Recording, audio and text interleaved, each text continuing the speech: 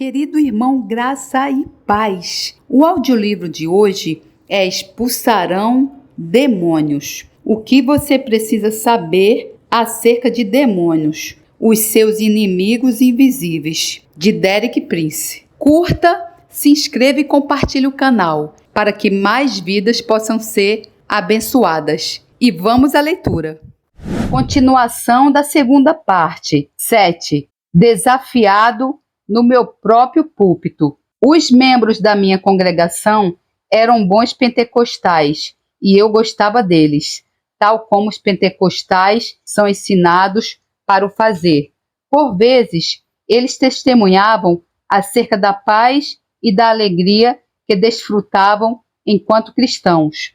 Eu não duvidava da sua sinceridade, mas também sabia que, por vezes, as suas afirmações acerca da paz e da alegria eram uma fachada religiosa. Por detrás dela havia tensões e pressões acumuladas, que eles faziam o seu melhor para suprimir ou dissimular, mas que nunca conseguiam superar. Comecei a pregar sobre libertação sem rodeios. Sugeri que alguns dos problemas pessoais que nunca eram completamente resolvidos talvez se devessem à existência de atividade demoníaca. No entanto, as minhas deixas não surtiram grande efeito. Os membros da minha congregação estavam sentados ao fundo com sorrisos indulgentes. Pareciam que estavam a pensar: o nosso pastor tem macaquinhos no sótão, mas ele há de ultrapassar isso. Não sei como é que teria resolvido o assunto sozinho, mas felizmente não foi esse o caso. No domingo de manhã, cerca de um mês depois de termos ministrado a Esther e a Rose Henson, tanto Deus como Satanás interviram inesperadamente e quebraram aquela calma superficial. Naquela manhã, eu tinha escolhido uma passagem de Isaías 59:19. Vindo o inimigo como uma corrente de águas, o Espírito do Senhor arvorará contra ele a sua bandeira. Embora na altura não me tivesse apercebido, mais tarde descobri que um dos membros tinha estado a gravar o culto para um gravador de bobines. Mais tarde, ao ouvir a cassete, pude avaliar objetivamente o conteúdo da minha mensagem, bem como os acontecimentos que se seguiram. Depois de ter falado cerca de 15 minutos, o Espírito Santo tomou controle de mim e comecei a dizer coisas que não tinha planejado. Até a intensidade da minha voz mudou. Tornei-me anormalmente ousado. O tema da minha mensagem era: faça o diabo o que fizer, Deus tem sempre a última palavra. Deus começou a trazer exemplos à minha mente. O Egito tinha os seus mágicos, disse eu, mas Deus tinha o seu Moisés. Baal tinha os seus profetas, mas Deus o seu Elias. Depois pensei que quando Deus quis mostrar a Abraão como é que os seus descendentes iriam ser, ele levou-o a sair de casa numa noite escura. Mostrou-lhe as estrelas do céu e disse-lhe: assim será a tua descendência. Gênesis 15:5. Nós somos a semente de Abraão, pela fé em Jesus Cristo, disse eu, e somos como as estrelas. Quando todas as outras luzes estão a brilhar, não se vê as estrelas, mas quando cada luz se apaga, então as estrelas brilham mais ainda do que alguma vez brilharam. É isso que irá acontecer no fim desta era. Quando todas as outras luzes se apagarem, nós que somos a semente de Abraão, pela fé em Jesus Cristo, iremos brilhar como as estrelas. Assim que pronunciei estas palavras, uma mulher jovem que estava sentada sozinha na fila da frente soltou um prolongado grito, de fazer gelar o sangue. Levantou os braços e caiu bruscamente no chão, com maneiras pouco dignas de uma senhora. Ela ficou ali, mesmo em frente do meu púlpito, a contorcer-se e a gemer. Este era o desafio de Satanás, a minha declaração de que, faça o diabo que fizer, Deus tem sempre a última palavra. uma manifestação demoníaca diretamente em frente ao meu púlpito.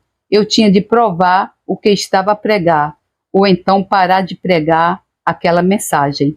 Naquele momento, decidi que não iria recuar perante Satanás, porém, senti que precisava de apoio. Por isso chamei a minha esposa Lídia. Sabia que podia contar com ela. Percebendo que precisava de mais esforços, observei os rostos dos membros bons da igreja pentecostal. Estavam todos em estado de choque. Foi então que vi os nossos amigos Faulkner ao fundo da sala e chamei-os para a frente. Colocamo-nos os quatro à volta da mulher que não reconheci de imediato, enquanto ela se contorcia e gemia estendida no chão. Sheriff Falker não esperou que eu dissesse uma palavra. Fez-me lembrar um gato que corre atrás de um rato. Espírito que estás nessa mulher, disse ela. Como é que te chamas? Da garganta daquela mulher jovem saiu uma voz masculina, áspera e grosseira, que disse: chamo-me, mas parou por ali. Sherry insistiu, e o demônio respondeu: chamo-me, e de novo parou. Sempre que ela perguntava, obtinha a mesma resposta. Então, dei um passo em frente e dirigi-me ao demônio com o mesmo método que tinha usado com a Esther. Espírito que estás nessa mulher, no nome do Senhor Jesus Cristo, estou a falar contigo e não com a mulher. Como é que te chamas? O demônio respondeu novamente: chamo-me. De cada vez que eu repetia essa pergunta, a resposta era sempre a mesma. Encontrava-me perante o mesmo tipo de conflito intenso que tinha experimentado ao ministrar a Esther. Só que desta vez, a minha congregação era um público atento. Lembrei-me que os discípulos haviam relatado a Jesus e voltaram os 70 com alegria, dizendo: Senhor, pelo teu nome, até os demônios se nos sujeitam. Lucas 10:17. Então disse ao demônio: no nome do Senhor Jesus Cristo, tu estás sujeito a mim. Como é que te chamas? A mesma resposta: chamo-me, e mais nada. Percebi que tinha de derrotar o demônio com as escrituras e no nome de Jesus, e comecei a fazê-lo. De repente, o demônio desistiu e gritou bem alto: chamam-me mentiras. As pessoas da congregação deram todas um salto das cadeiras e caíram de novo nelas, provocando um pequeno estrondo. Revi rapidamente as escrituras na minha frente, em 1 Reis 22. Recordei que havia um espírito de mentira na boca dos profetas de Acabe, o que confirmava que a resposta que eu tinha recebido estava de acordo com a escritura, e de alguma maneira tinha a impressão que aquela mulher tinha estado a ouvir e não a contar mentiras. Eu disse ao demônio: espírito de mentira, sai dessa mulher. O demônio desafiou-me, recusou-se a sair, mas naquela altura eu já estava confiante de que se eu persistisse em usar o nome de Jesus, ele teria de me obedecer. Cerca de 10 minutos depois, finalmente, o demônio saiu, soltando um rugido alto e contínuo, como se fosse um comboio a passar por nós. Seria impossível os pulmões de um ser humano suportar aquele volume de som por tanto tempo.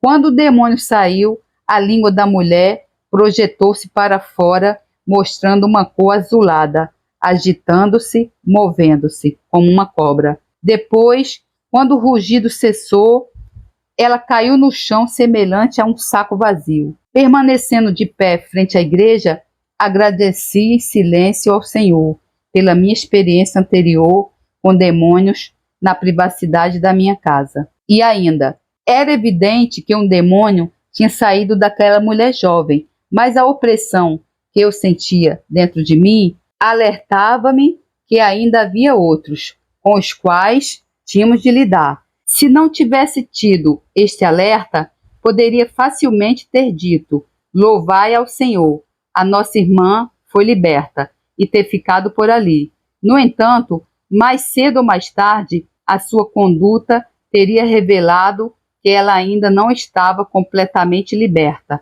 e o Ministério de Libertação teria sido desacreditado. Simultaneamente, percebi que não seria apropriado continuar a ministrar publicamente no culto de domingo de manhã. Por isso, disse ao John Falker e ao tesoureiro da igreja, que estava em pé junto a mim: se vocês levarem esta mulher para o meu gabinete, eu poderei continuar com o meu sermão.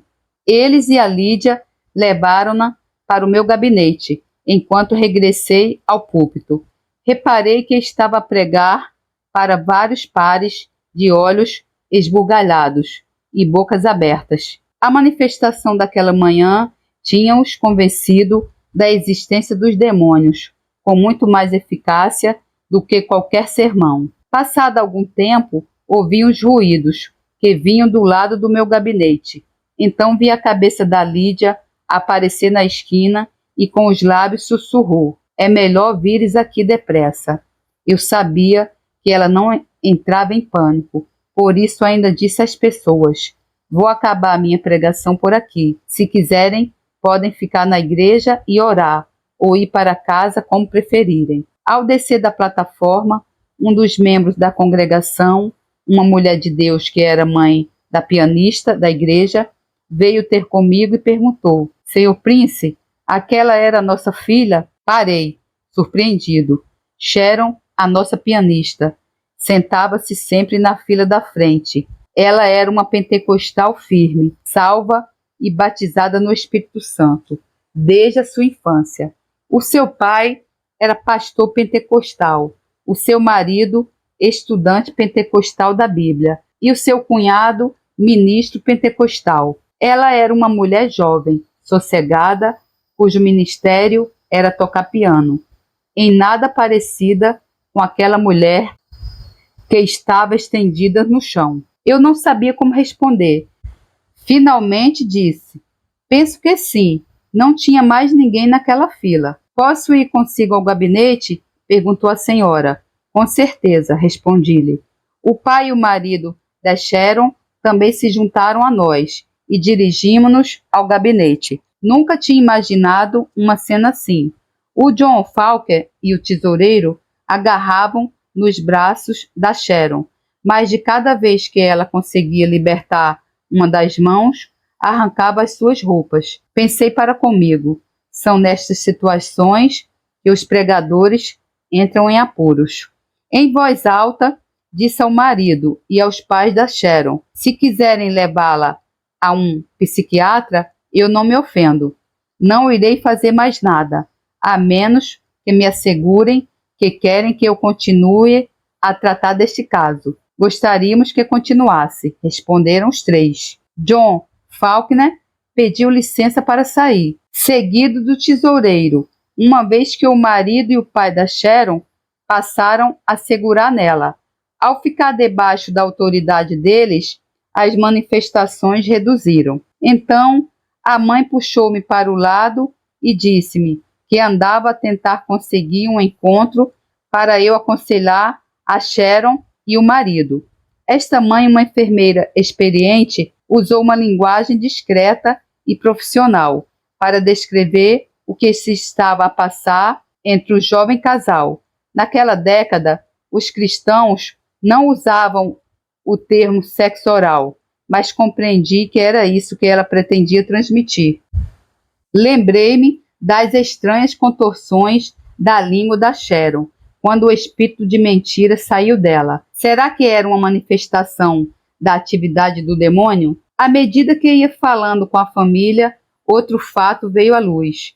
Sharon tinha desenvolvido um afeto estranho pelo seu cunhado, o irmão do seu marido, que era ministro. Trocavam cartas entre si que pareciam ser inofensivas, mas que podiam ter conotações sexuais. Na verdade, naquele momento, Sharon trazia na sua mala uma dessas cartas dirigidas ao seu cunhado. Essa relação é pecaminosa, disse de imediato, e a menos que te arrependas e desistas dela, não vou poder orar por ti. Não podes esperar que Jesus te liberte se permaneceres neste pecado. Mas se estás disposta a renunciá-lo, dá-me a carta que tens na tua mala e rasgá-la-ei na tua frente. Levei 10 minutos a convencer a Sharon. Depois disso, ela entregou-me a carta. Rasguei-a e deitei-a no caixote do lixo. Assim que impus a minha mão sobre a Sharon para orar por ela, sentou-se bruscamente no chão e eu coloquei-me ao lado dela. Senti que o Senhor me estava a mostrar que só havia uma posição na qual a Sharon poderia receber libertação, com o seu corpo inclinado para a frente e a cabeça entre os joelhos. Era como se Deus, de uma forma gentil, estivesse a orientar os meus movimentos. Coloquei a minha mão nas costas da Sharon e empurrei o seu corpo para frente. Então comecei a ordenar aos demônios que saíssem. Durante mais ou menos 1 hora, eles foram saindo um a um, à medida que diziam seus nomes. Quase todos os nomes tinham conotação sexual. Um deles disse chamar-se namoriscar e o outro acariciar. Alguns tinham nomes obscenos. Surpreendentemente, a minha mão serviu como uma espécie de instrumento eletrônico nas costas da Sharon. À medida que cada demônio saía, eu sentia um pequeno impacto na palma da minha mão, como se estivesse a registrar a sua saída. Quando parecia que o último demônio já tinha saído, Sharon caiu de costas no chão, sem energia, e ficou assim cerca de 10 minutos. Passado esse tempo, levantou os braços e começou a louvar a Deus pela sua libertação. Tanto quanto pude compreender, a Sharon tinha sido completamente liberta. Porém, o resultado final foi triste. A Sharon nunca mais voltou à nossa igreja. Estava demasiado envergonhada para ser vista pelas pessoas que tinham testemunhado o seu comportamento naquele domingo de manhã. Para mim, aquilo revelava algo sobre a nossa igreja. Nós éramos tão respeitáveis que as pessoas que estavam realmente com problemas não vinham ter conosco. Esse fato levou-me a examinar minuciosamente a minha alma. O que é que eu estava a pastorear? Um clube social da classe média que se encontrava aos domingos de manhã ou um lugar onde as pessoas com verdadeiras necessidades podiam vir em busca de ajuda? A decisão que tomei determinou o meu futuro. Em consciência, não poderia passar o resto da minha vida a pastorear um clube social de classe média. Decidi que precisava de fazer uso das capacidades que Deus me havia dado para ajudar as pessoas que mais necessitavam da minha ajuda, mesmo que isso implicasse afastar-me das normas aceites sobre comportamento religioso. No entanto, não fazia a mínima ideia em que direção é que a minha decisão me iria levar. A pedra no charco e os círculos na água. Comparei os acontecimentos daquela manhã de domingo ao efeito de uma pedra que é atirada com força para o meio de um lago. Primeiro, houve muitos salpicos, mas depois a água formou pequenos círculos até chegar à margem do lago. A pedra foi lançada ao charco com os consequentes salpicos. Foi quando o demônio atirou com a Sharon ao chão em frente do meu púlpito. Nos dias seguintes, a Lídia e eu começamos a sentir o efeito dos círculos na água. Vinham ter conosco pessoas de todo lado. A maior parte eram desconhecidas. Vinham diretamente à nossa casa e não à igreja. Não faço a mínima ideia de como é que nos conseguiram encontrar, mas semana após semana aconselhávamos e orávamos com pessoas em nossa casa para serem libertas de demônios. Raramente nos deitávamos antes das 2 ou 3 horas da manhã. Passado algum tempo, o meu físico começou a ressentir-se. Aprendi uma grande lição. Se eu não cuidar da minha condição física e espiritual, não vou estar em condições de ajudar outras pessoas a serem libertas, e até poderia acontecer ser eu próprio a precisar de ajuda.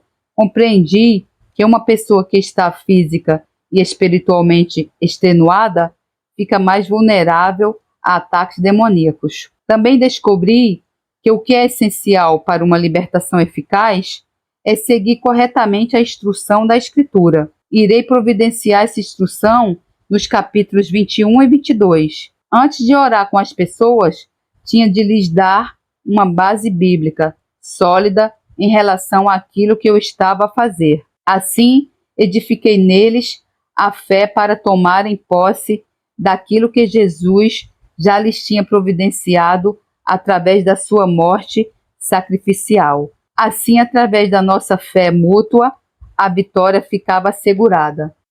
Tudo isto exigiu muitas e longas horas. Percebi que estava em perigo de negligenciar os outros deveres pastorais que tinha. Será que estava a chegar o momento de me demitir do meu pastorado? Entretanto, Deus conduzia-me passo a passo de uma situação para outra. Cada uma revelava novos aspectos do ministério, aspectos esses com os quais tinha de me debater. Era então que ele me conduzia à situação seguinte, mas apenas depois de me ter graduado na situação anterior. Ao avaliar tudo aquilo que estava a acontecer, percebi que Deus não estava a usar o método da sala de aula de um seminário teológico para me instruir no ministério de libertação. Ele tinha-me inscrito numa escola menos prestigiada, a escola da experiência. 8. Por baixo da superfície. Estes encontros impressionantes com demônios tinham aberto uma janela para um reino espiritual novo e desconhecido. As passagens dos evangelhos que descrevem manifestações demoníacas tinham deixado de ser relatos de uma cultura desconhecida ou de um passado remoto. De repente, tinham tomado vida. Através da minha própria experiência, tinha compreendido que esses registros eram tão relevantes nos Estados Unidos do século XX como no primeiro século em Israel. Passado alguns anos, numa altura em que estava de férias, tive uma experiência que me trouxe à memória aqueles primeiros confrontos com demônios. Quando fiz mergulho com tubo que fica metade à superfície, pela primeira vez, e observei o fundo do mar, fui confrontado com um novo mundo. Criaturas de cores garridas, que eu desconhecia totalmente, moviam-se para trás e para diante, sobre um fundo de plantas e corais como eu jamais havia visto em terra. Imaginem, disse para comigo, este outro mundo tem estado perto de mim quase toda a minha vida, e eu quase não me apercebi da sua existência. No entanto, só precisei de colocar o tubo e olhar para debaixo da água. Parece-me que nós, na nossa avançada civilização ocidental, temos agido como mergulhadores sem tubo. A nossa visão humanista e antissobrenatural do universo tem-nos impedido de reconhecer a realidade de um reino demoníaco que nunca esteve longe de nós. Em algumas zonas do mundo, como em África ou na Ásia, as pessoas sempre estiveram conscientes da existência de demônios e são capazes de descrever muitas demonstrações palpáveis da sua intromissão nos assuntos humanos. No Ocidente, os demônios também exercitam uma contínua e poderosa influência sobre as nossas vidas, mas o nosso preconceito humanista tem nos cegado perante as evidências. Na verdade, a nossa recusa em admitirmos as evidências facilita a operação dos demônios, sem que sejam detectados. Tentamos disfarçar a sua atividade através do uso de uma terminologia psicológica ou psiquiatra. No entanto, muitas vezes, as curas que dizemos obter desiludem-nos. O tubo que nós precisamos é o regresso à perspectiva espiritual do Novo Testamento. Tanto Jesus como os seus apóstolos reconheceram abertamente a realidade dos demônios e demonstraram como lidar com eles. As curas que conseguiram foram muitas vezes dramáticas e sempre eficazes. Ao estudar os relatos dos evangelhos, à luz das minhas novas experiências, o meu ministério anterior começou a parecer superficial. Levei a sério a avaliação que Deus fez dos profetas de Israel nos dias de Jeremias e curam superficialmente a ferida da filha do meu povo, dizendo: paz, paz, quando não há paz. Jeremias 6,14. Com frequência, falhei em discernir a natureza demoníaca dos problemas das pessoas que aconselhava. Tinha lidado apenas com manifestações superficiais do comportamento. Como resultado disso, algumas das aparentes vitórias tinham sido incompletas ou de curta duração.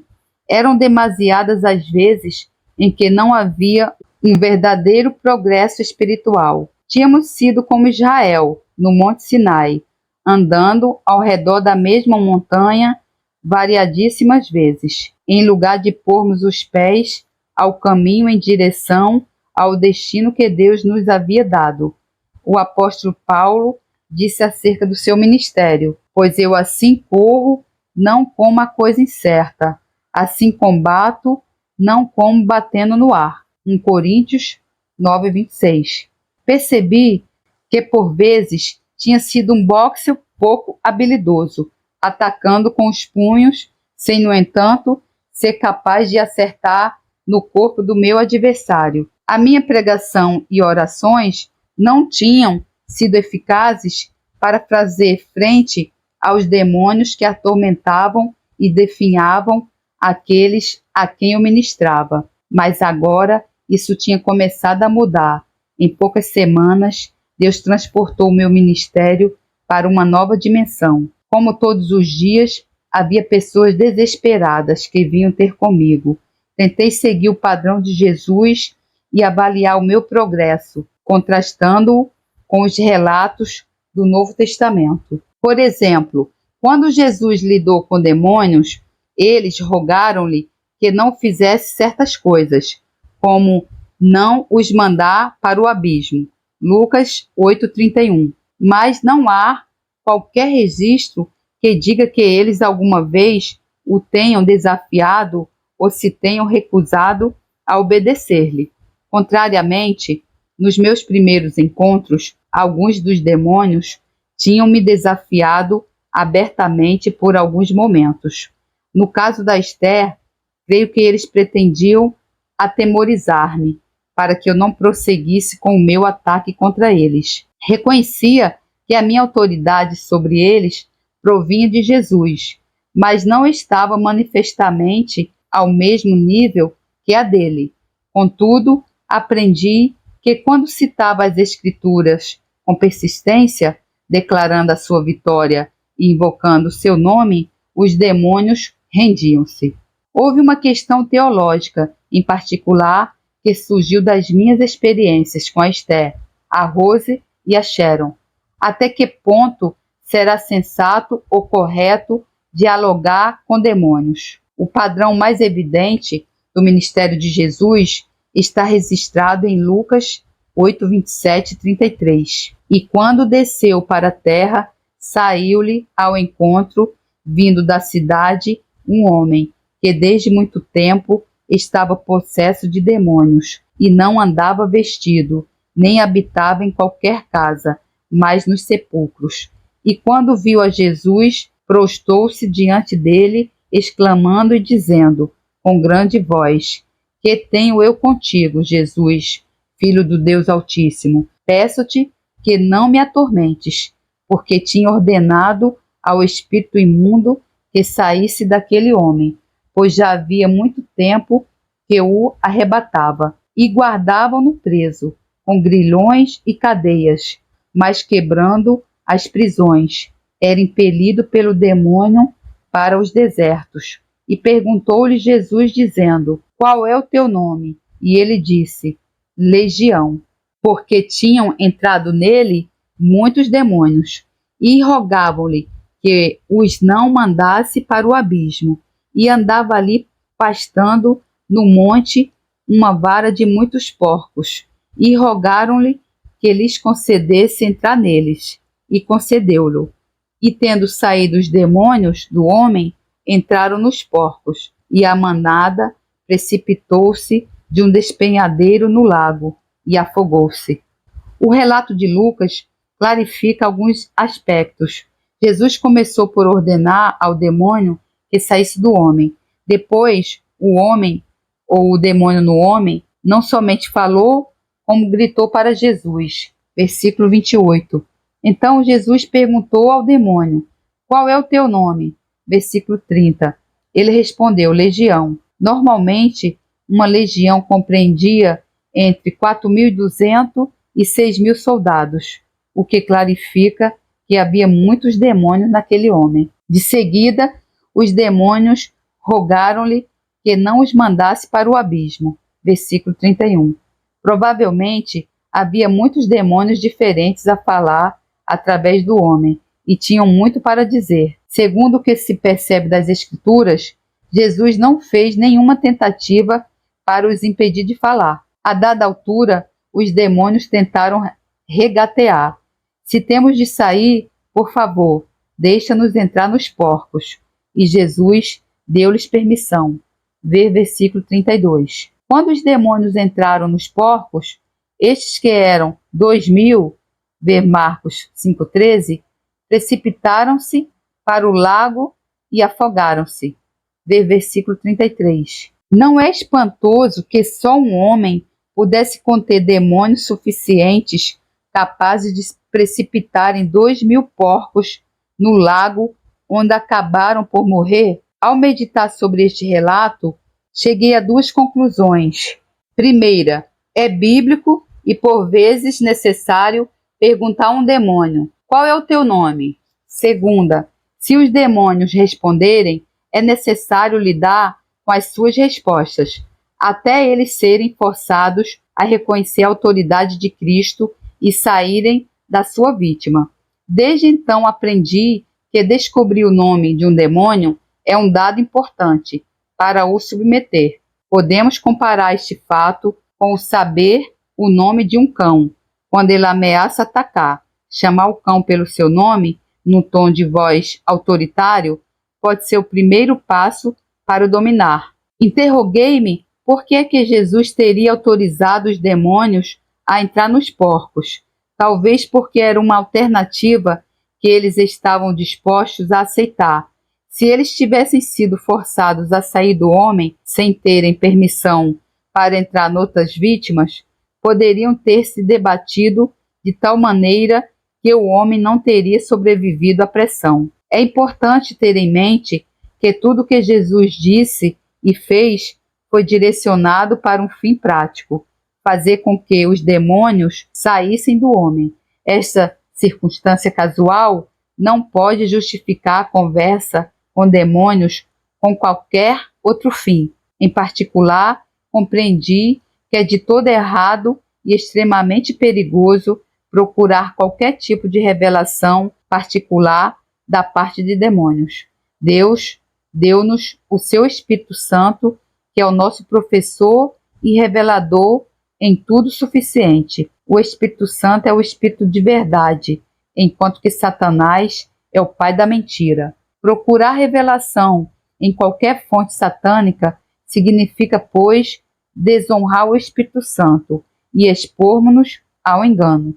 Naquelas primeiras semanas, Deus encheu-me de profunda compaixão por aqueles que estão amarrados por demônios. Comecei a olhar para debaixo da superfície dos problemas que aparentavam ser puramente físicos ou psicológicos e a identificar as forças demoníacas ocultas que estavam a operar. Foi entusiasmante poder ajudar pessoas cujas necessidades anteriormente eu nunca poderia ter compreendido. Deus começou a colocar em mim uma ardente indignação por ver que há tantas pessoas do seu povo que ainda estão subjugadas a demônios. Depois de Jesus ter libertado uma mulher que andava curvada já há 18 anos por causa de um espírito de enfermidade, os líderes religiosos desafiaram-no porque ele não estava a cumprir as regras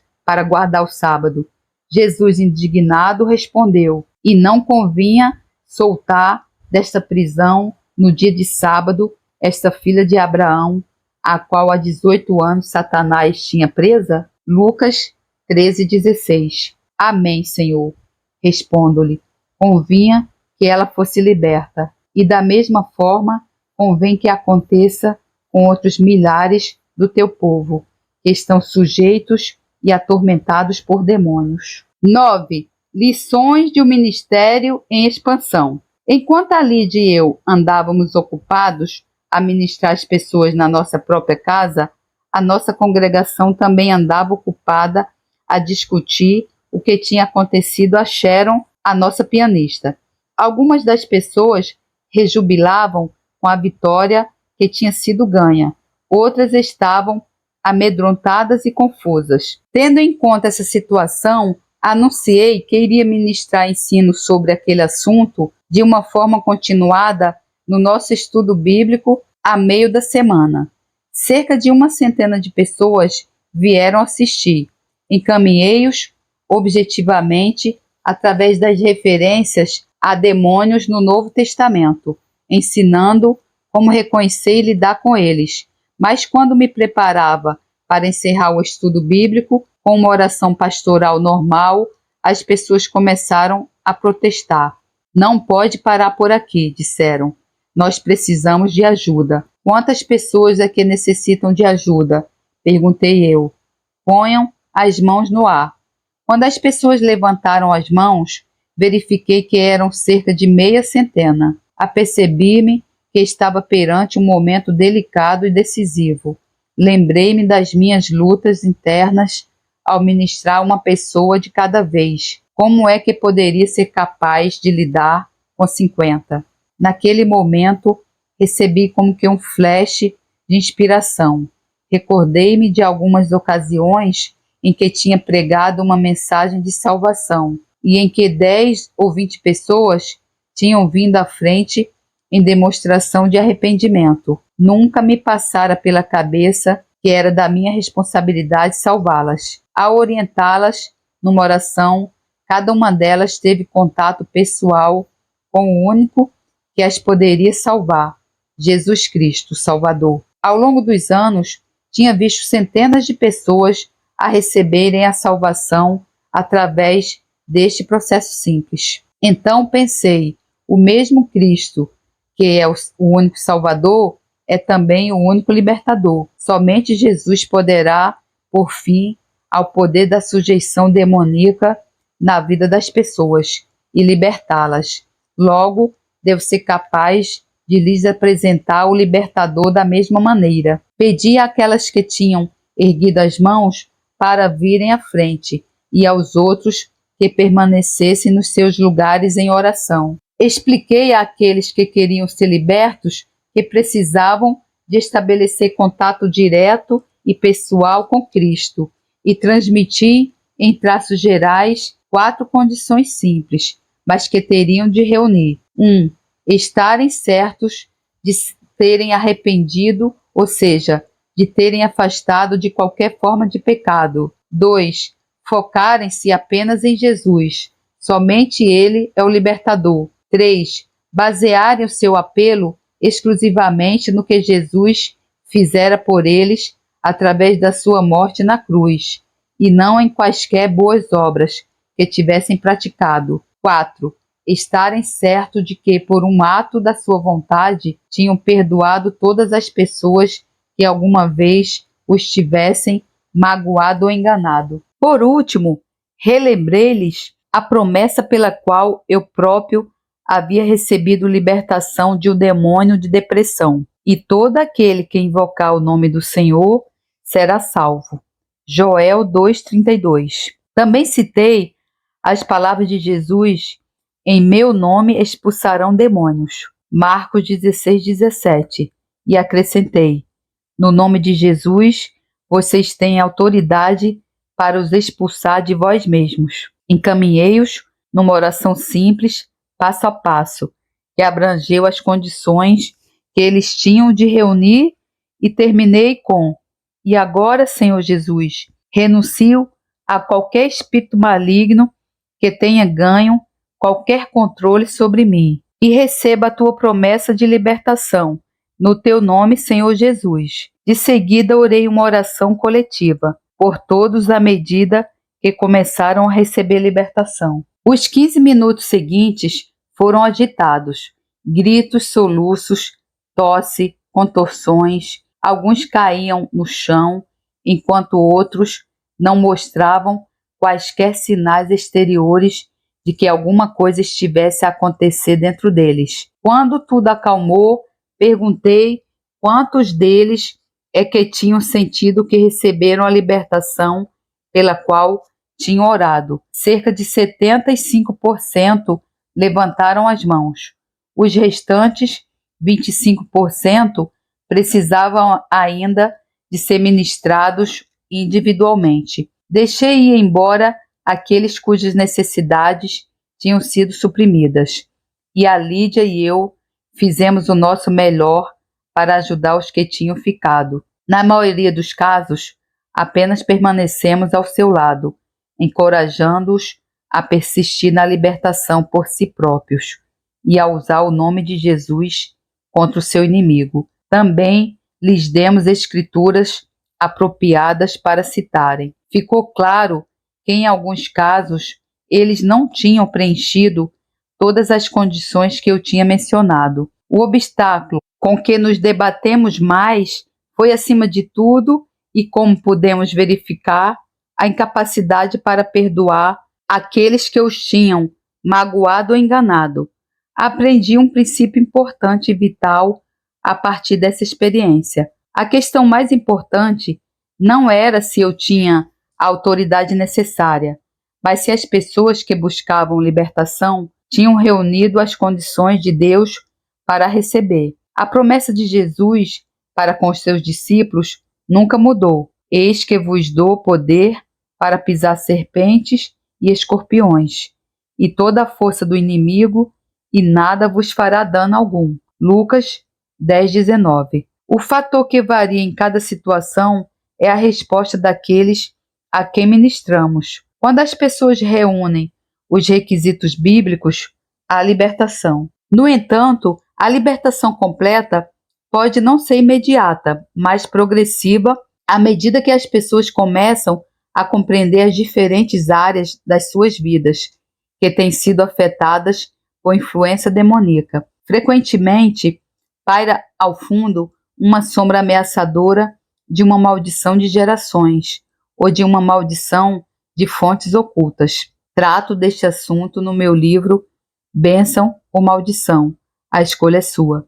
Irei falar mais um pouco sobre isto no capítulo 21. Controvérsia. A partir daquela primeira experiência, pude aperceber-me de que o Ministério de Libertação não é primeiramente um teste à minha autoridade pessoal. É um meio de ajudar pessoas que precisam desesperadamente de auxílio. Desde essa altura, tenho tido a preocupação contínua em explicar as condições de Deus e encorajar as pessoas a responderem da forma correta. Aquele estudo bíblico durante a semana determinou uma reviravolta no meu ministério. Quando descobri que a maioria das pessoas era capaz de receber libertação coletivamente após instrução adequada, deixei de ficar limitado à libertação individual. De fato, descobri que a combinação da fé de uma centena de pessoas reunidas com o mesmo propósito normalmente é maior do que a fé de uma só pessoa. Depois de ter compreendido este princípio, o Senhor começou a abrir o caminho para que eu o pudesse aplicar a uma escala muito maior. Em 1964, acabei finalmente por abandonar o meu pastorado e, em fé, iniciei um percurso como professor itinerante da Bíblia, combinando os ministérios de ensino e de libertação. O Senhor clarificou desde o princípio que não queria que eu me tornasse um especialista em libertação. Compreendi que libertar pessoas de demônios é uma parte integral da mensagem do Evangelho. Não é um extra fora do comum reservado apenas para peritos. O meu exemplo foi Jesus, o qual foi por toda a Galiléia pregando nas sinagogas deles e expulsando os demônios. Marcos 1,39. Pelo que se sabe, Jesus estava sempre pronto para expulsar demônios quando pregava. Se ele não tivesse feito isso, ele não teria sido capaz de responder às necessidades de muitas pessoas e o seu ministério teria ficado incompleto. À medida que o Senhor começou a abrir uma porta após outra diante de mim, o meu nome tornou-se conhecido em vários setores do corpo de Cristo nos Estados Unidos. Algumas pessoas opuseram-se veementemente às manifestações que frequentemente acompanhavam o Ministério de Libertação, mas outras enviavam mensagens urgentes a pedir a minha ajuda. No entanto, os pedidos de ajuda ultrapassaram as críticas. Tenho uma experiência muito viva na minha memória. Em 1965, fui convidado para ensinar a Bíblia numa grande convenção internacional de Evangelho Pleno no Conrad Hilton Hotel em Chicago. Houve um dia em que dei estudo bíblico para cerca de 600 pessoas sobre libertação de demônios, quando no fim perguntei quantas pessoas é que sentiam que talvez necessitassem de libertação. Pelo menos 200 pessoas levantaram a mão. Ao olhar para elas, sussurrei uma oração de graças ao Senhor por me ensinar os princípios de oração coletiva de libertação. Quando as pessoas vieram à frente, deles a mesma instrução básica sobre a necessidade de reunir as condições de Deus que tinham dado provas de serem eficazes com grupos menores. De seguida, orientei-os numa oração passo a passo, tal como tinha feito noutras reuniões do gênero. Finalmente, disse-lhes para individualmente clamarem ao Senhor por libertação, enquanto eu orava uma oração coletiva por todos eles. A cena que se seguiu foi de algum modo caótica. 2 ou 3 pessoas caíram no chão, contorcendo-se e debatendo-se, à medida que os demônios saíam. Algumas mulheres gritavam quando os demônios saíam delas. Outros ainda saíam em pânico e foram se refugiar nos seus quartos do hotel, declarando que não iriam voltar enquanto eu estivesse a pregar. Aquela reunião provocou bastantes críticas adversas.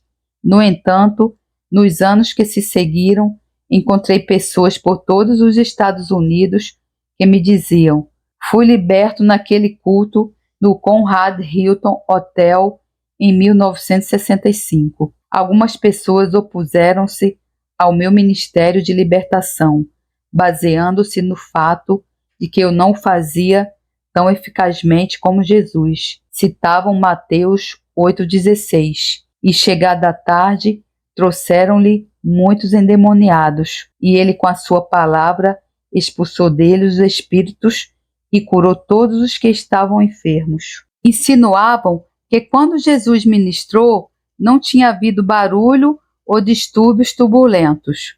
Mas, tal como afirmei no capítulo 3, isto não é correto. Há outras passagens neste evangelho que descrevem incidentes que foram tanto barulhentos como turbulentos. Para além disso, Mateus registra que Jesus não expulsou apenas demônios, mas também curou todos os que estavam enfermos. Tal como muitos outros pregadores, eu tinha orado pelos doentes, sem que, no entanto, todos fossem curados. Contudo, não me lembrava de alguém alguma vez me atacar por não ministrar aos enfermos tão eficazmente como Jesus. Então, por que as pessoas haviam de se centrar apenas na área de lidar com demônios? Mais uma vez, soube que não ensinava tão bem quanto Jesus.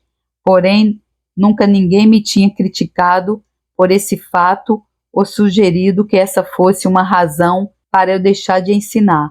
Além do mais, algumas das pessoas que criticavam os meus cultos de libertação Elas próprias ensinavam a Bíblia. Tinha certeza de que iriam reconhecer que não ensinavam tão bem como Jesus. No entanto, não lhes ocorreu que pudessem deixar de ensinar.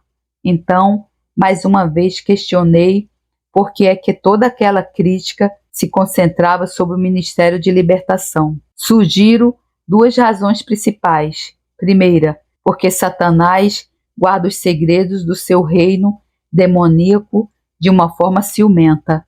Ao longo dos séculos, ele tem erguido na mente dos cristãos barreiras de medo e ignorância supersticiosa que nos impede de reconhecer tanto as verdades da Escritura como os fatos da experiência. A segunda razão é que a igreja cristã professa tem estabelecido um padrão de comportamento considerado apropriado para a casa de Deus. O que acontece demasiadas vezes é que isto não deixa espaço para os fatos confusos do pecado humano e da opressão demoníaca. Algumas das pessoas que vão à igreja ficam ofendidas com o barulho e turbulência das manifestações, que por vezes acompanham a expulsão de demônios.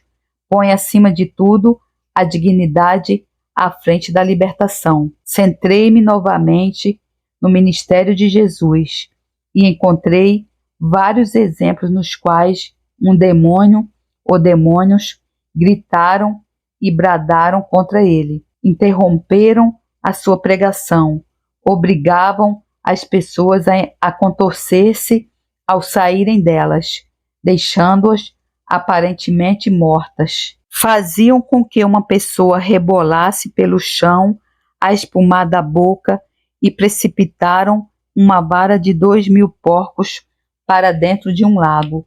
No entanto, Jesus nunca ficou perturbado, nem suprimiu aquelas manifestações. Ele apenas lidou com eles como fazendo parte do seu ministério total, para com a humanidade que sofria. Aos poucos, fui me apercebendo de que há 3 fontes possíveis para esse tipo de manifestações: o Espírito Santo, espíritos malignos ou a carne humana insubmissa. Necessitamos de responder a cada uma delas da forma apropriada. Se determinadas manifestações são do Espírito Santo, precisamos de reconhecê-lo e de fluir com ele.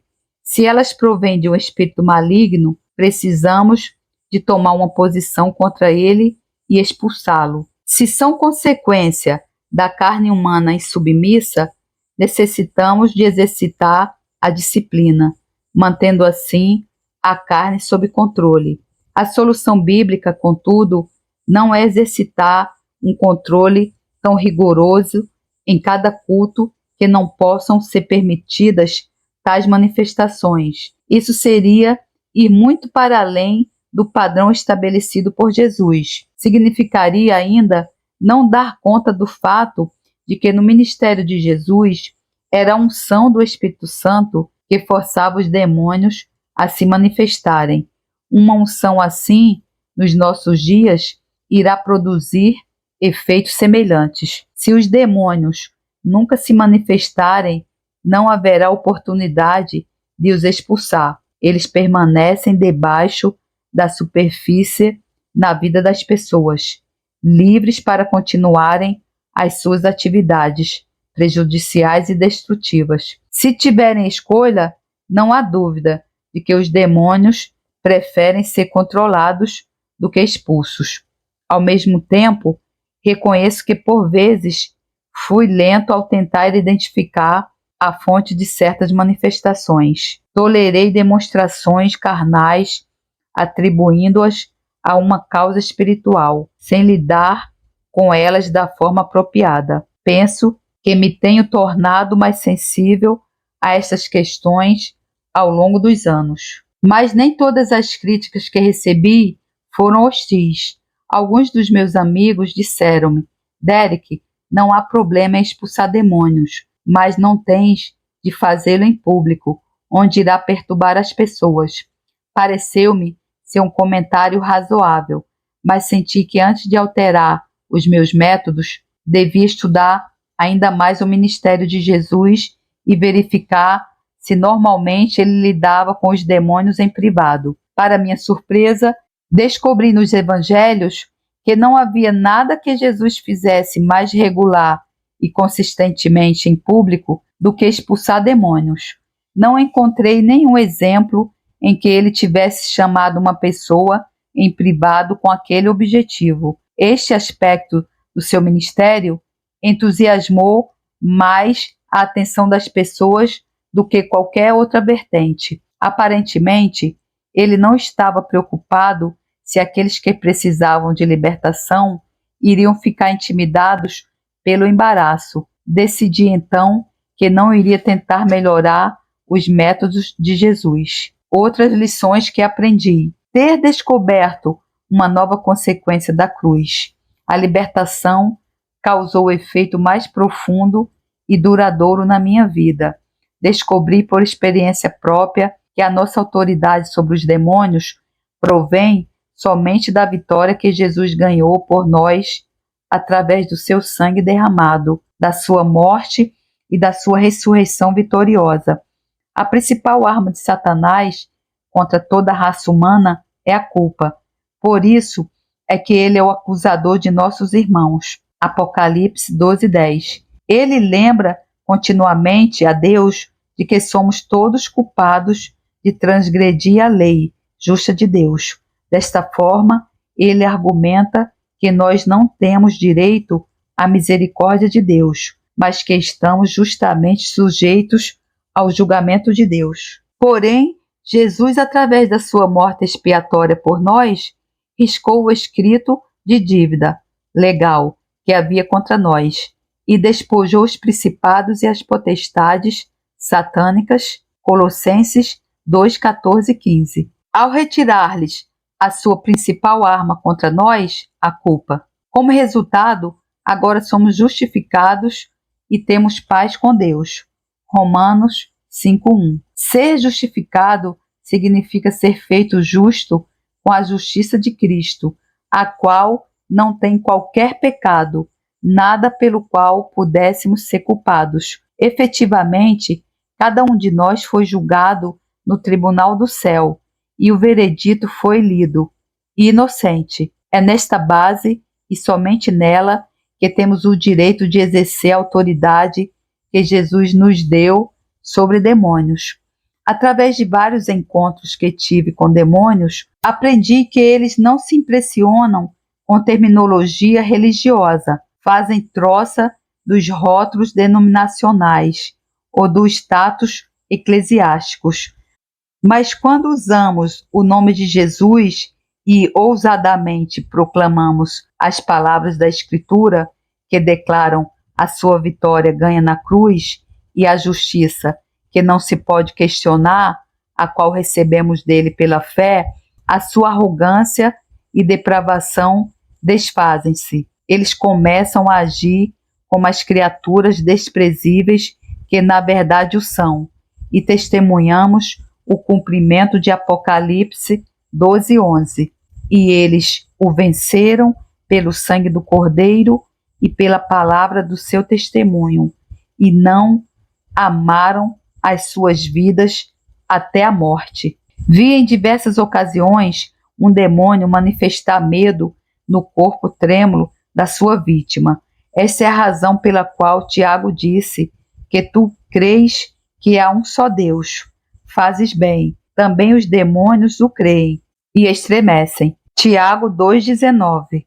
Outras vezes, o demônio força a sua vítima a tapar os ouvidos com as mãos, para evitar ouvir a proclamação ousada da vitória de Jesus na cruz, a qual é a única base de libertação completamente suficiente, mas que é tormento para os demônios.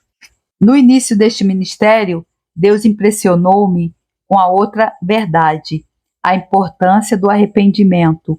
As pessoas que são influenciadas por um demônio e que cometem um ato pecaminoso podem dizer: não sou responsável, foi um demônio que me obrigou a fazê-lo, não me pude conter. Com este tipo de comentário, pretendem dizer que não são culpadas e que por isso não necessitam de se arrepender. Mas em Atos 17:30, Paulo disse aos homens de Atenas: mas Deus, não tendo em conta os tempos da ignorância, anuncia agora a todos os homens e em todo lugar que se arrependam. A frase todos os homens, em todos os lugares, não deixa ninguém nem nenhum lugar de fora. Deus requer que todo ser humano, sem exceção, se arrependa. A razão universal pela qual todos nós temos de nos arrepender é que todos nós cedemos à natureza rebelde que herdamos de Adão. Somos rebeldes em guerra com Deus.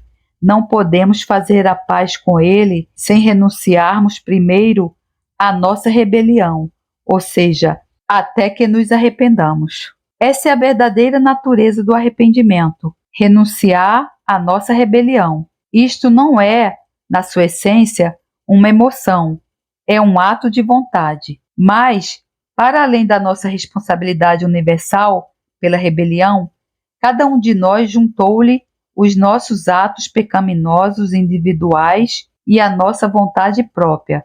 Por vezes, há uma série de escolhas e de atos errados que fazem com que as pessoas cheguem a um ponto em que já não são capazes de resistir à pressão demoníaca para cometer certos atos pecaminosos. São literalmente forçadas.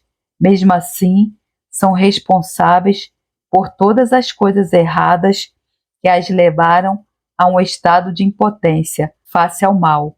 Por isso, é necessário que se arrependam. Descobri que há 2 obstáculos principais contra a libertação: a incapacidade para nos arrependermos e a incapacidade para perdoar os outros, acabando com ressentimentos. Quando as pessoas reuniam estes 2 requisitos, descobri que tinha autoridade, delegada por Jesus, para expulsar demônios deles, mas tive de determinar os limites da minha autoridade. Tinha ouvido falar de pessoas que, por exemplo, depois de expulsarem demônios, os lançavam no abismo.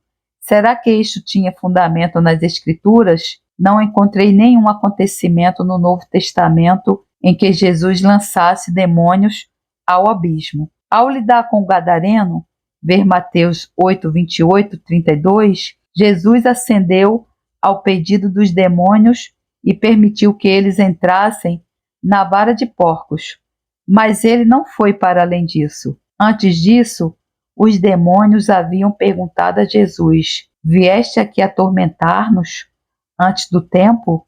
Versículo 29. Aparentemente, os demônios já sabiam que há um tempo determinado no propósito eterno de Deus, no qual eles irão se sujeitar a um castigo final, mas até lá ser-lhe-á permitido continuar as suas atividades atuais. De acordo com isto, Jesus permaneceu dentro dos limites determinados pelo seu Pai. Ministério internacional. À medida que fui revelando as verdades que Deus me estava a ensinar acerca de libertação, cassetes com a gravação dos meus ensinos começaram a circular pelos Estados Unidos e noutras nações. Em 1967, recebi um convite para ir à Nova Zelândia, onde teve lugar o meu primeiro culto público de libertação fora dos Estados Unidos.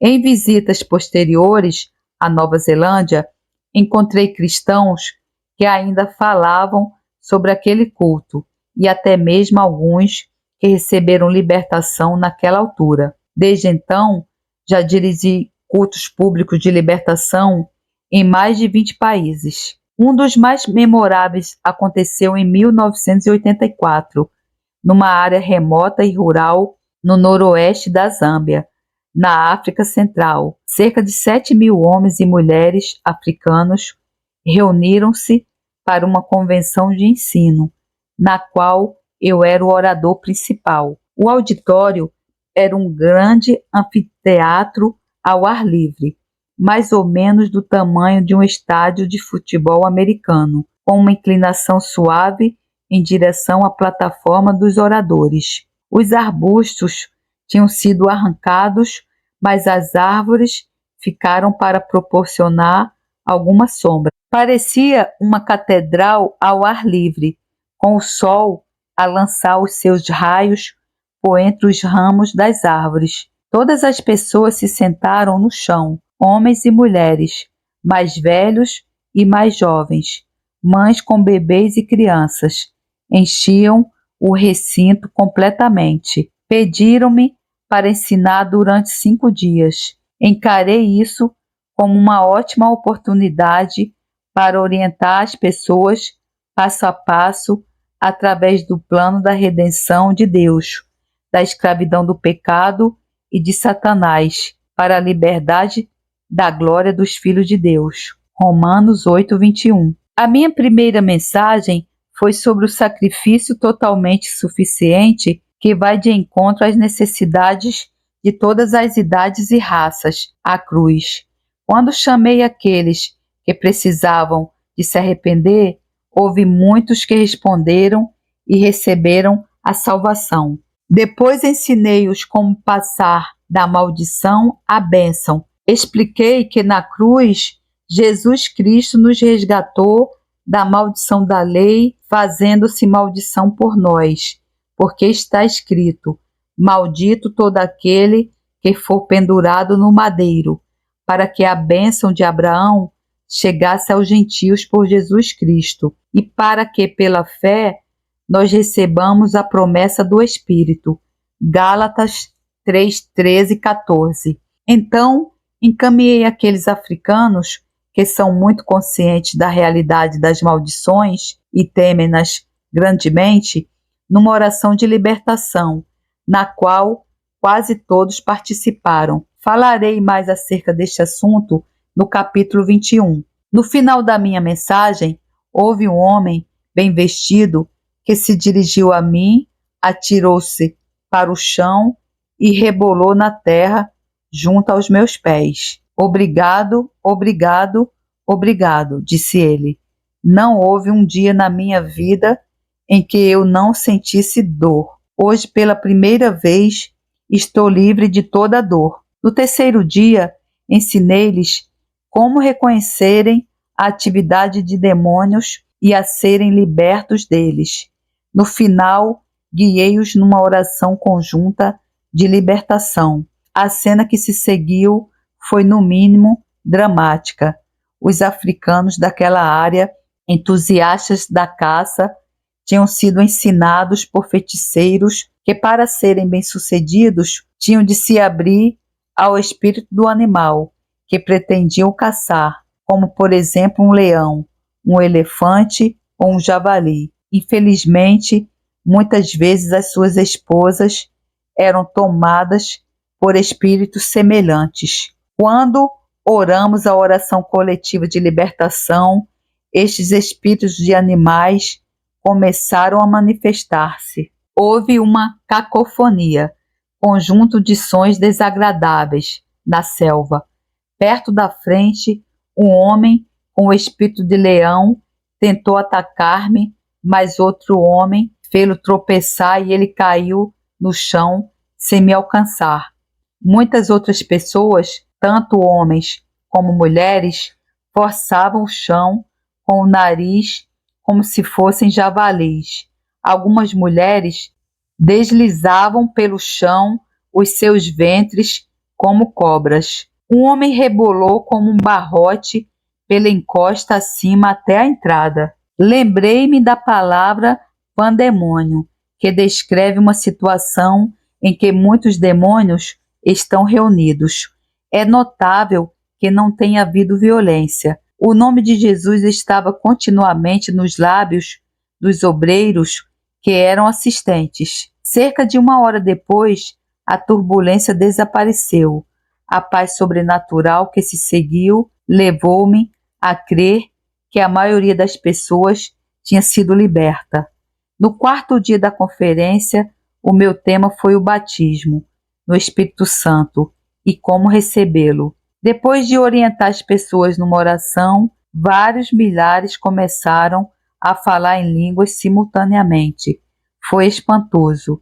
No último dia, ensinei as pessoas a exercitar os dons vocais do Espírito Santo e guiei-os no exercício pessoal desses dons.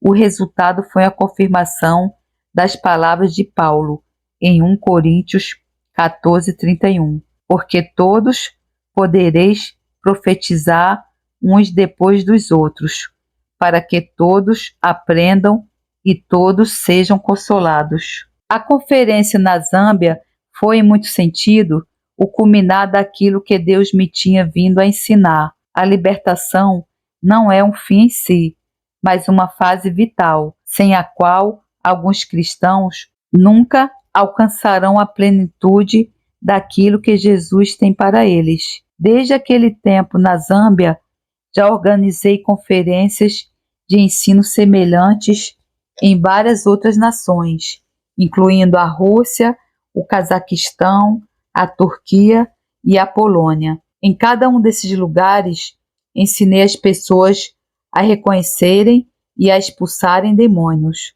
E isto conduziu sempre a uma experiência gloriosa do poder e dos dons do Espírito Santo. Devido à pressão destas conferências públicas e devido ao fato de que Deus me tem levado a centrar-me mais no meu ministério de escrita, hoje raramente aconselho pessoas. Através da palavra impressa, posso ajudar muito mais pessoas do que através do aconselhamento particular. No próximo capítulo, irei compartilhar algumas lições pessoais importantes que aprendi ao ministrar a outras pessoas. 10. Mais conflitos pessoais. Nos capítulos 4 e 5, relatei a minha luta agonizante contra a depressão e o orgulho que me fez estar relutante em reconhecer perante a minha congregação que eu necessitava de libertação de um demônio. Também sempre assumira que uma pessoa tem de estar livre de demônios para poder ministrar libertação a outras pessoas. No entanto, sabia que uma pessoa que foi salva pela fé em Cristo não tem de se tornar um cristão perfeito antes de poder testemunhar acerca da salvação ou trazer outros à salvação. Na verdade, o testemunho entusiasta de um novo convertido é muitas vezes mais eficaz do que uma apresentação sofisticada de um crente maduro. Descobri que o mesmo pode acontecer no ministério de libertação. As pessoas que experimentaram ser libertas de demônios são, na maior parte das vezes, as que têm mais sucesso em ministrar libertação a outras pessoas, porque conhecem por experiência própria o poder do nome de Jesus e da palavra de Deus e também se podem identificar com elas nas suas lutas. Por outro lado, o conhecimento teológico pode funcionar mais como um impedimento do que como uma ajuda. A libertação é um ministério no qual a pessoa tem de estar disposta a sujar as mãos, lidando diretamente com representantes do reino maligno de Satanás. O requisito básico para ministrar libertação é afirmado por Jesus em Marcos 16:17. E estes sinais seguirão aos que crerem. Em meu nome expulsarão os demônios. Jesus requereu apenas uma coisa: fé no seu nome e na sua palavra, o que se aplica tanto em expulsar demônios das outras pessoas, como em expulsá-los de si mesmo. Diagnosticar os problemas das pessoas e ajudá-las a ser libertas, paradoxalmente ajudou-me a discernir e lidar com os meus próprios problemas. Depressa, aprendi 2 princípios. Primeiro, muitos dos problemas com demônios, possivelmente a maior parte deles, principiam na infância. Segundo, se uma pessoa tem problemas com demônios persistentes ou intratáveis, há quase sempre uma raiz no oculto. Nesse caso, provavelmente não haverá libertação completa até se expor e lidar com essa raiz. Ambos os princípios se aplicam ao meu caso. Os meus pais eram ingleses cristãos nominais. Nasci na Índia, onde vivi os meus primeiros 5 anos. De acordo com o costume estabelecido entre as classes altas britânicas, a minha mãe deixou-me aos cuidados de uma ama desde cedo. No meu caso, uma aiá hindu, que sem dúvida se tornou a minha influência espiritual mais forte nos meus primeiros anos de vida. Não me recordo do que ela fez, mas mais tarde, já rapaz, tinha muitas vezes a impressão de que algum poder maligno seguia os meus passos. Esta influência das trevas perseguiu-me sempre durante a minha infância. Na adolescência, construía imagens encantadoras da Índia como uma fonte de sabedoria esotérica que se situava a um nível superior da cultura materialista do Ocidente. Nos anos de estudante em Cambridge, pratiquei yoga e até alimentei a ambição de me tornar um yogi. Se naquele tempo viajar tivesse sido tão fácil como é hoje, tenho a certeza de que teria ido bater a porta de um qualquer guru indiano. A minha área de estudos em Cambridge foi filosofia grega, em particular filosofia de Platão. Naquela altura, os meus heróis eram Sócrates e Platão. Então, durante a Segunda Guerra Mundial, tive um encontro sobrenatural com Jesus Cristo, tal como mencionei no capítulo 4, o que mudou completamente o rumo da minha vida. Daí em diante, tornei-me um estudante apaixonado da Bíblia, mas grande parte do meu pensamento era ainda influenciado por Platão, e conservei alguns dos seus escritos como obras de referência. À medida que fui adquirindo mais visão acerca do modo como as pessoas ficam expostas a demônios, percebi que a minha admiração por Sócrates e Platão era uma porta aberta na minha personalidade que me deixava vulnerável à influência demoníaca. O próprio Sócrates reconheceu a influência de um demônio na sua vida. Quando estava a morrer da cicuta, que tinha sido condenado a beber, as suas últimas palavras dirigidas a um dos seus companheiros foram: devemos um galo a Esculápio. Ele estava a ordenar que no seu nome sacrificassem um galo a Esculápio, um deus de cura pagão. Apesar de Sócrates desfrutar de grande prestígio no meio intelectual, o seu comportamento foi como o de um homem que sacrifica um galo numa cerimônia de voodoo. Idolatria continua a ser idolatria, mesmo quando é descrita em grego clássico e elegante. Apercebi-me também de que havia uma influência oculta semelhante que permeava os escritos de Platão, o meu outro herói. No último grande diálogo, o Timeu afirmou: não temos qualquer palavra de Deus. Então, voltou-se para a literatura oculta do Egito em busca de revelação acerca dos mistérios do universo. Enquanto tentava ajudar aqueles que necessitavam de libertação, observei a associação íntima entre o envolvimento oculto e os sérios problemas de depressão. Ficou bem claro que aquilo provavelmente tinha contribuído para as minhas próprias lutas contra a depressão quando eu era um pastor jovem. Um dia, em 1970, estava a meditar em Deuteronômio 7:26. Não porás, pois, abominação em tua casa, para que não sejas anátema, assim como ela.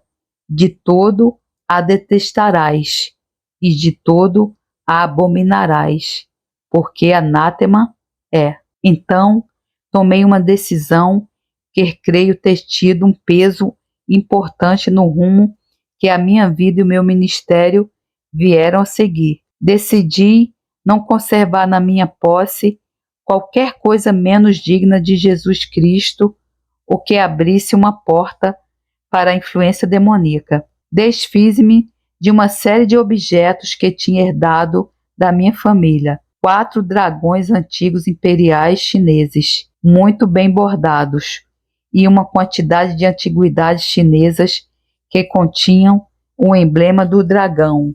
Também me desfiz de alguns objetos que possuíam uma elegante caligrafia árabe. Alguns deles davam glória, sem qualquer dúvida, a Maomé e ao Deus muçulmano Alá. Também libertei a minha biblioteca, especialmente dos livros de Platão e de tudo aquilo que de algum modo glorificasse o oculto. Depois deitei fora uma série de poemas que eu tinha escrito no tempo em que ainda estava apaixonado pela Índia. Isto alterou dramaticamente a atmosfera espiritual à minha volta.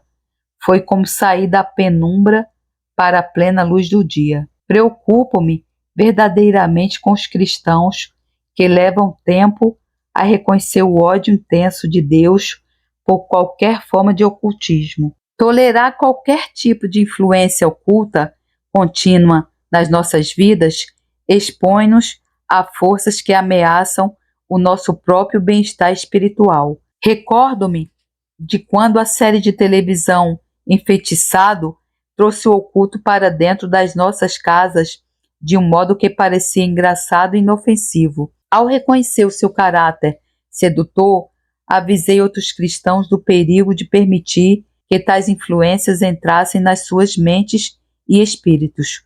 30 anos passaram. Os programas ocultos estão a proliferar nos ecrãs de televisão e, em muitos casos, produzindo efeitos sutis e destrutivos nas famílias. Isto não deixa de ser igual em relação à internet e numa escala ainda maior em relação a filmes, vídeos, brinquedos e outras formas de entretenimento para as crianças. Lutando contra o medo. A minha libertação de demônios tem sido progressiva, talvez devido ao meu passado e herança ocultos. Por vezes, ainda tenho buscado o Senhor para me libertar. Um dos inimigos que me tem atacado persistentemente é um espírito de medo, que começou na minha infância. Em certas circunstâncias, eu ficava dominado pelo medo. O meu estômago comprimia-se, o meu corpo ficava tenso e, por vezes, o meu rosto empalidecia. Embora usando a minha vontade, fosse normalmente capaz de manter o controle exterior, pelo que as pessoas não reparavam na luta que estava a acontecer dentro de mim. Lembro-me bem da primeira vez que experimentei o medo. Tinha 9 anos e estava sentado no banco de trás de um carro que estava a descer uma encosta demasiado depressa. Todo o meu corpo ficou tenso e, de repente, senti que um formigueiro nos meus pés que foi subindo pelas minhas pernas e que pareceu ficar no meu estômago. Não chegamos a ter nenhum acidente, mas houve um espírito de medo que entrou em mim. Depois de ter sido salvo e batizado no Espírito Santo, estes ataques de medo diminuíram, mas não cessaram completamente. Ao ter conhecimento do que era libertação, fiquei a saber o que fazer. Clamava ao Senhor e Ele libertava-me.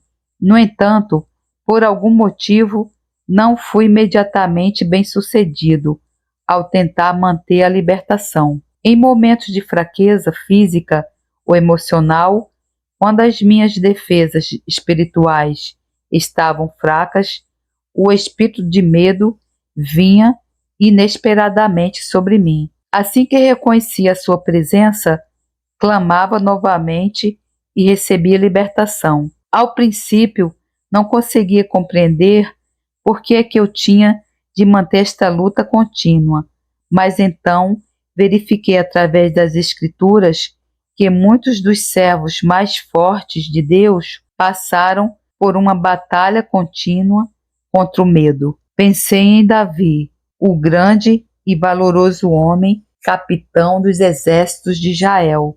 Ele tinha um relacionamento estreito e íntimo com o Senhor, porém tinha muitos medos. No Salmo 34:4, por exemplo, Davi diz: Busquei ao Senhor e ele me respondeu, livrou-me de todos os meus temores. Meditei sobre aquela afirmação, todos os meus temores. De seguida, comecei a pensar em vários tipos de medo. Medo do escuro, das alturas, do homem, de falhar, da doença, da morte, de espaços fechados, claustrofobia, de espaços abertos ou públicos, agorafobia, do desconhecido. Uma lista completa seria muito extensa. Cada um destes medos é a realidade agonizante para aqueles que dele sofrem. Lembrei-me ainda da descrição de Paulo sobre os problemas que encontrou na Macedônia. Ele foi atacado não apenas do exterior, mas também do interior, porque mesmo quando chegamos à Macedônia, a nossa carne não teve repouso algum. Antes, em tudo fomos atribulados. Por fora combates, temores, por dentro. 2 Coríntios 7:5. Não me atrevia a comparar-me com Davi e Paulo, 2 dos mais valorosos servos do Senhor. No entanto, uma vez que eles se debateram com medo, eu não tinha necessariamente de me excluir como fracasso, porque também eu passei por esse tipo de lutas. Com o tempo, aprendi a lidar com este particular tipo de ataque. Hoje, sempre que reconheço os sintomas comuns do medo virem sobre mim, cito 2 Timóteo 1,7, aplicando essa passagem a mim próprio. Porque Deus não nos deu o espírito de temor, mas de fortaleza e de amor e de moderação. Então, tomo uma posição contra o espírito de medo quando faço isto. Sou vitorioso. O espírito de medo pode atacar-me de fora, mas não pode entrar em mim. Conflito espiritual essencial. Esta e outras experiências levaram-me a repensar o meu conceito de vida cristã. Ficarei eternamente grato àqueles cristãos através dos quais eu conheci o Senhor em 1941. Eu respeitava a sua aceitação intransigente da autoridade da Escritura como sendo a palavra inspirada por Deus. Mas, ao estudar a Bíblia e ao encontrar os problemas que os cristãos enfrentam, percebi que algumas das suas posições doutrinais eram baseadas na tradição humana e não na Escritura. Por exemplo, muitas vezes eles apresentavam uma imagem simplista da vida cristã. Uma pessoa é salva e nascida de novo, batizada nas águas, batizada no Espírito Santo, com a evidência das línguas e depois deixa de ter problemas. Embora não fosse explicitamente apresentada como uma doutrina, esta era a suposição que permeava grande parte do seu pensamento. Infelizmente, essa realidade não corresponde às realidades da vida cristã. Como tenho caminhado com o Senhor, posso testemunhar, tal como muitas outras pessoas, que nunca aprendemos verdadeiramente o que são problemas espirituais até sermos batizados no Espírito Santo. É somente a partir daí que começamos a compreender o significado total de palavras como tentação, opressão ou conflito espiritual. No entanto, isto não serve de razão para ficarmos desencorajados. Só precisamos de olhar para o padrão de Jesus. Depois do Espírito Santo ter descido sobre ele e de Jesus ter entrado no seu ministério como Messias, o ungido de Deus, a sua experiência seguinte foram 40 dias de intenso conflito contra Satanás no deserto. Ele entrou neste conflito cheio do Espírito Santo, Lucas 4:1, mas saiu vitorioso sobre Satanás e começou seu ministério público pela virtude, pelo poder do Espírito Santo.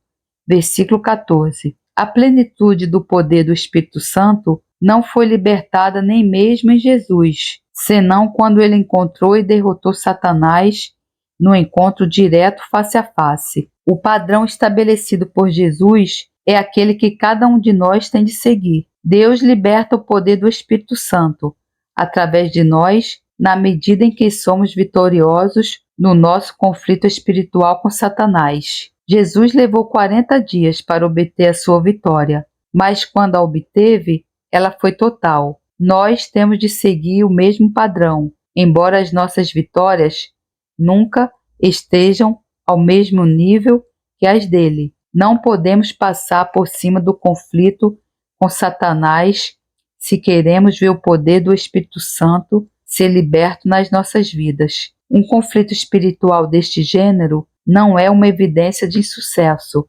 mas sim é uma condição essencial para o ministério frutífero. Ao meditar sobre isto, pensei na minha primeira esposa, Lídia, que agora está com o Senhor. Quando a conheci na década de 40, naquela que então era Palestina, ela era uma das cristãs mais ousadas e comprometidas que eu alguma vez conhecera. Ela tinha sido uma professora bem-sucedida, proveniente de uma família próspera da Dinamarca. Deixou tudo isso e foi para Jerusalém em obediência a Deus, sem saber aquilo que ele tinha reservado para ela. Em 1928, acolheu uma bebê que estava a morrer e alimentou-a até que ela se recuperasse a sua saúde. Este acontecimento é relatado no meu livro Encontro em Jerusalém. Durante os 20 anos seguintes, Lídia manteve à sua custa um lar para raparigas órfãos, numa cultura onde as mulheres são geralmente consideradas inferiores. Ao longo desses anos, ela enfrentou tumultos, banditismo, privação econômica, condições de vida primitivas e oposição, tanto de judeus como de árabes, mas nunca vacilou. Prosseguiu naquela vida de vitória, nas pressões de Londres, no pós-guerra, numa missão na África Oriental, viajando comigo no meu ministério até a data da sua morte, em 1975. No entanto, houve um episódio na sua vida que me surpreendeu. Nos anos 70, ela e eu ministramos a centenas de pessoas que precisavam de libertação e testemunhamos muitas vitórias gloriosas. Uma vez, após uma sessão particularmente tremenda, estávamos a regressar ao apartamento que a igreja tinha posto à nossa disposição e a Lídia recusou-se a ir de elevador. Escolheu subir 4 lances de escadas. Quando eu a interroguei sobre o sucedido, ela respondeu: "Não me sinto confortável no elevador." Conversamos mais um pouco e ela lembrou-se de um incidente da Dinamarca, quando tinha 5 anos. Ela tinha estado a brincar dentro de um guarda-louça que ficava debaixo das escadas na casa de uma tia. Esta, ao ver a porta aberta, fechou-a e trancou-a. Ao ver que estava trancada no escuro, Lídia ficou histérica, começou a gritar e a bater na porta. A tia veio socorrê-la imediatamente, mas naqueles pequenos instantes, um demônio de claustrofobia, medo de espaços fechados, aparentemente entrou na Lídia. Assim que o problema da Lídia foi trazido à luz do dia e identificado como um espírito de medo, oramos juntos e ela foi completamente liberta. Nunca mais teve qualquer problema com elevadores. Estávamos ambos espantados como é que a Lídia podia necessitar de libertação depois de ajudar tantas pessoas a serem libertas. Aquela situação ensinou-me que temos de estar prontos para responder ao incentivo do Espírito Santo, mesmo quando ele não se enquadra na nossa teologia. Se a Lídia e eu não tivéssemos orado naquela noite, ela nunca teria alcançado vitória completa naquela área. Por isso, já não fico surpreendido quando vejo um conflito demoníaco, mesmo em cristãos maduros. Aprendi, por exemplo, a procurar uma atividade demoníaca em algumas enfermidades físicas. Por vezes, eu tinha dores de garganta, constipações ou crises de sinusite e orava por cura, sem que houvesse qualquer alteração óbvia. Aguentava 1 ou 2 semanas de enfermidade frustrante antes de melhorar. Porém, um dia eu estava a ler acerca daquela vez em que Jesus entrou na casa de Simão Pedro e encontrou a sogra de Pedro doente com muita febre, e inclinando-se para ela, repreendeu a febre, e esta a deixou. E ela, levantando-se, logo servia-os. Lucas 4:39. Por que é que Jesus havia de repreender uma febre?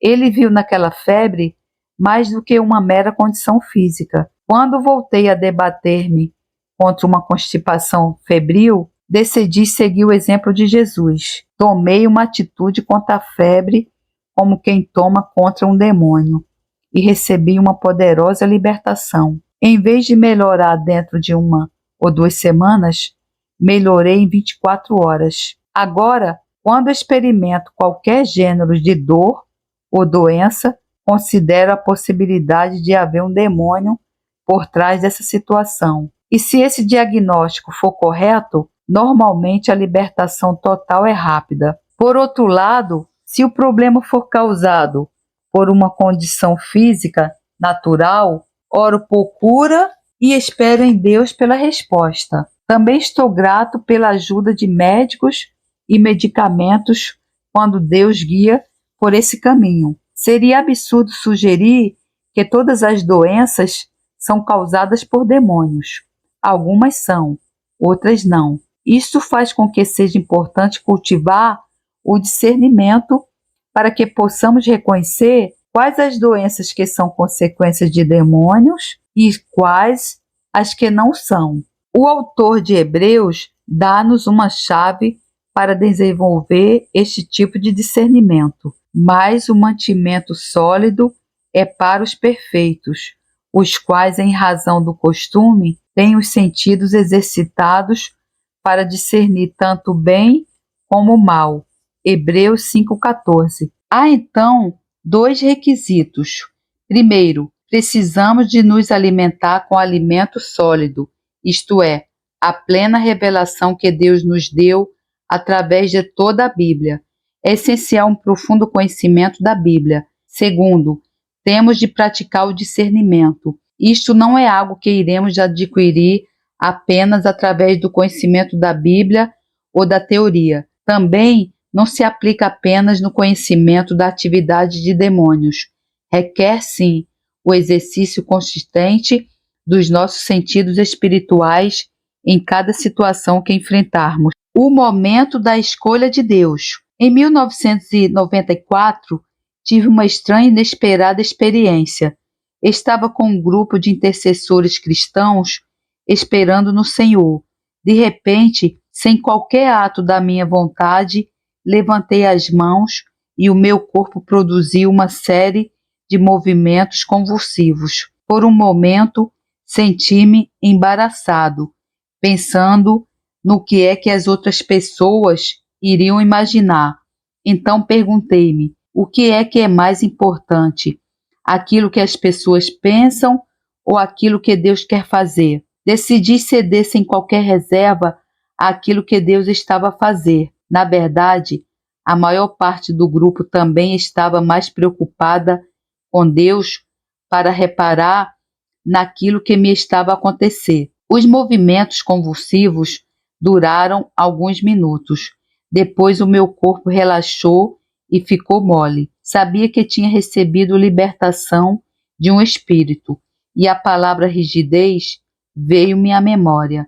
Então Deus mostrou-me quando e como é que aquele espírito tinha entrado em mim. Quando nasci na Índia, em 1915, os equipamentos médicos locais eram relativamente primitivos. Aos 18 meses, o médico detectou que as minhas pernas não tinham o mesmo comprimento.